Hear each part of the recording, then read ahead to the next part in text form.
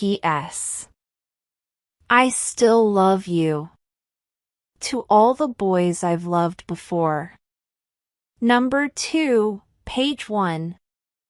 Kitty's been a little complainer all morning, and I suspect both Margot and Daddy are suffering from New Year's Eve hangovers. And me? I've got hearts in my eyes and a letter that's burning a hole in my coat pocket. As we're putting on our shoes, Kitty's still trying to weasel her way out of wearing a hanbok to Aunt Carrie and Uncle Victor's. Look at the sleeves! They're 3/4 length on me. Unconvincingly, Daddy says, they're supposed to be that way. Kitty points to me and Margot. Then why do theirs fit? She demands. Our grandma bought the hanboks for us the last time she was in Korea. Margot's hanbok has a yellow jacket and apple green skirt. Mine is hot pink with an ivory white jacket and a long hot pink bow with flowers embroidered down the front. The skirt is voluminous, full like a bell, and it falls all the way to the floor. Unlike Kitty's, which hits right at her ankles. It's not our fault you grow like a weed, I say, fussing with my bow. The bow is the hardest thing to get right.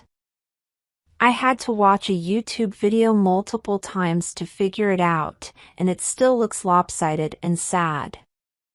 My skirt's too short too, she grumps, lifting the bottom.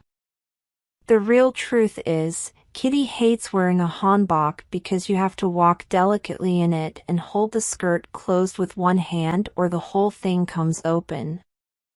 All of the other cousins will be wearing them, and it will make Grandma happy, Daddy says, rubbing his temples. Case closed. In the car, Kitty keeps saying I hate New Year's Day, and it puts everyone but me in a sour mood. Margot is already in a semi-sour mood because she had to wake up at the crack of dawn to get home from her friend's cabin in time. There's also the matter of that maybe hangover. Nothing could sour my mood, though, because I'm not even in this car.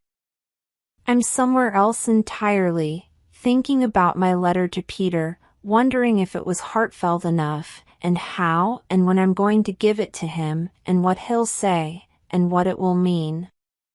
Should I drop it in his mailbox? Leave it in his locker? When I see him again, will he smile at me, make a joke of it to lighten the mood? Or will he pretend he never saw it, to spare us both? I think that would be worse. I have to keep reminding myself that, despite everything, Peter is kind and he is easygoing and he won't be cruel no matter what. Of that much I can be sure. What are you thinking so hard about? Kitty asks me. I barely hear her. Hello? I close my eyes and pretend to be asleep, and all I see is Peter's face. I don't know what I want from him exactly, what I'm ready for, if it's boyfriend-girlfriend heavy-duty serious love, or if it's what we had before, just fun and some here and there kisses, or if it's something in between, but I do know I can't get his handsome boy face out of my mind. The way he smirks when he says my name, how when he's near me I forget to breathe sometimes.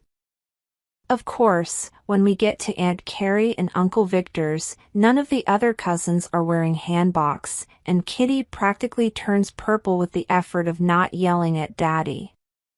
Margot and I give him some side-eye too. It's not particularly comfortable to sit around in a hanbok all day. But then Grandma gives me an approving smile, which makes up for it. As we take off our shoes and coats at the front door, I whisper to Kitty, maybe the adults will give us more money for dressing up. You girls look so cute, Aunt Carrie said as she hugs us. Haven refused to wear hers. Haven rolls her eyes at her mom. I love your haircut, she says to Margot. Haven and I are only a few months apart, but she thinks she's so much older than me. She's always trying to get in with Margot. We get the bowing out of the way first. In Korean culture, you bow to your elders on New Year's Day and wish them luck in the new year, and in return they give you money. The order goes oldest to youngest, so as the oldest adult, Grandma sits down on the couch first, and Aunt Carrie and Uncle Victor bow first, then Daddy, all the way down the line to Kitty, who is youngest. When it's Daddy's turn to sit on the couch and receive his bows, there's an empty couch cushion next to him, as there has been every New Year's Day since Mommy died.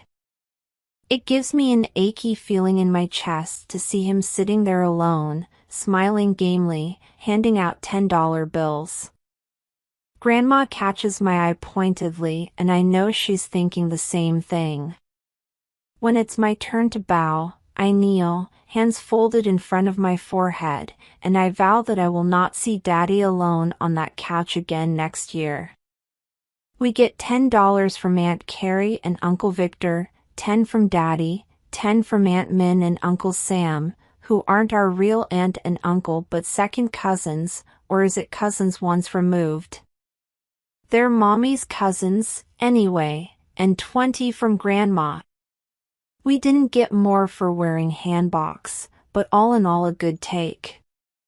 Last year the aunts and uncles were only doing 5 apiece. Next we do rice cake soup for good luck. Aunt Carrie also made black-eyed pea cakes and insists we try at least one, though no one wants to. The twins, Harry and Leon, are third cousins. Cousins twice removed, refuse to eat the soup or the black-eyed pea cakes and are eating chicken nuggets in the TV room. There isn't enough room at the dining table, so Kitty and I eat on stools at the kitchen island. We can hear everyone laughing from over here. As I begin to eat my soup, I make a wish. Please, please let things work out with me and Peter. Why do I get a smaller bowl of soup than everyone else? Kitty whispers to me. Because you're the littlest. Why don't we get our own bowl of kimchi? Because Aunt Carrie thinks we don't like it because we're not full Korean. Go ask for some, Kitty whispers. So I do, but mainly because I want some too. While the adults drink coffee, Margot, Haven, and I go up to Haven's room and Kitty tags along. Usually she plays with the twins, but this time she picks up Aunt Carrie's Yorkie, Smitty, and follows us upstairs like one of the girls. Haven has indie rock band posters on her walls, most I've never heard of. She's always rotating them out. There's a new one, a letterpressed Belle and Sebastian. It looks like denim. This is cool, I say. I was just about to switch that one out, Haven says. You can have it if you want.